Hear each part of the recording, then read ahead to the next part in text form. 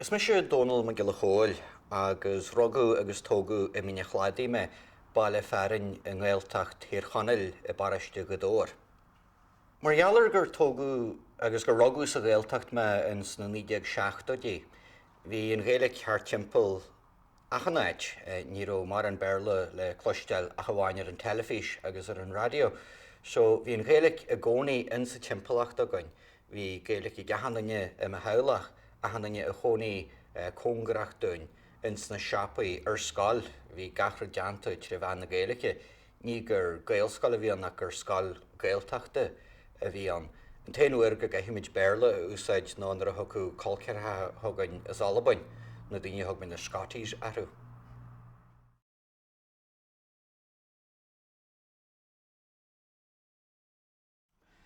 Agus mé I géirí níos an tábhacht a bhí leis an Gaeilge ná gur bé an Gaeilge an teanga a bhí againn an seart mar a dúir an lingua franca ní raibh aon teangaí eile a lóirt in sa timpeallacht. Mar sin dé bhí an tábhacht céarna agam sa leis an Gaeilge agus a bheidh duine ar tógu in manchain leis an bhearla nó I baris leis an rancais is teanga a bhí an. Beidir nar theagmid an tábhacht nó gur tábhacht ar leight leis mar is rud ar bhain leis an uile luí a bhí an.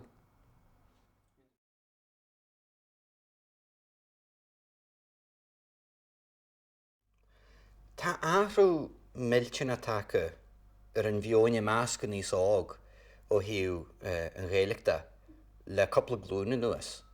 Nar arcan túir na daoine chuoi rómsa in sna ceantaratha nach ceantaratha Gaeltachta iad, nach raibh an Gaeilge acu ó gúthas.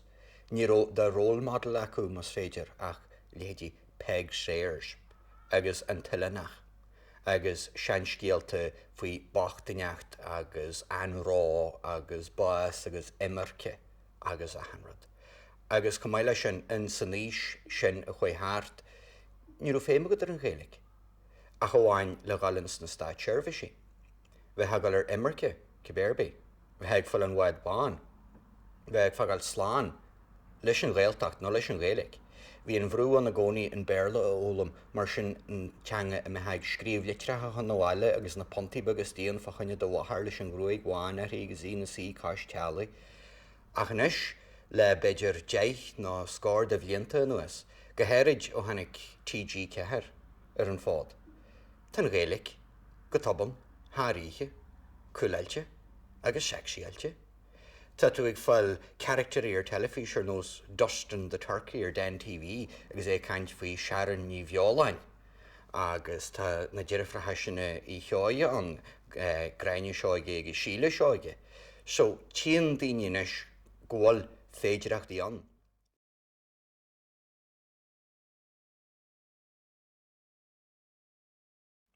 An thoise me se gobar ó hiú cursaí Gaeilge da an cheadhar a riamh in 1995. Thoise me ag scríomh de lá den nuacht an 16 le bhí an na gnám. Agus bhí na gcónaí mar gheallar gur duine mé míon an chuid tuairimí agam agus a hanad bhí na gcónaí ar radio na Gaeltachta gur glíon na steatha gearan faoi seo siúd na eile. Agus gach job a bhí agam ón am sin go dtíon lá aniuhan bhain se leis an Gaeilge.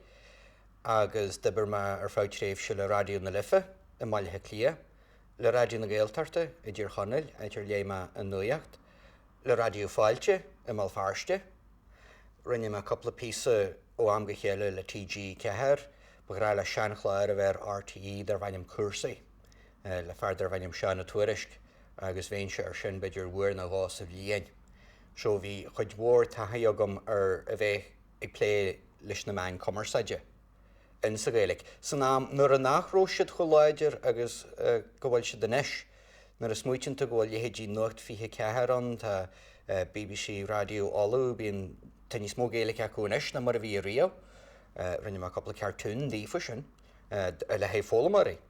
So tá go leor taithe agam thar na mblianta a bheith gobar leis na main créalta agus a bheith ag seart pléile daoine a bheith géirí a slí bethe nó a bethe thurta dír a bheith gobar leis na main agus scéal agus soscéal na Gaeilge a scapal.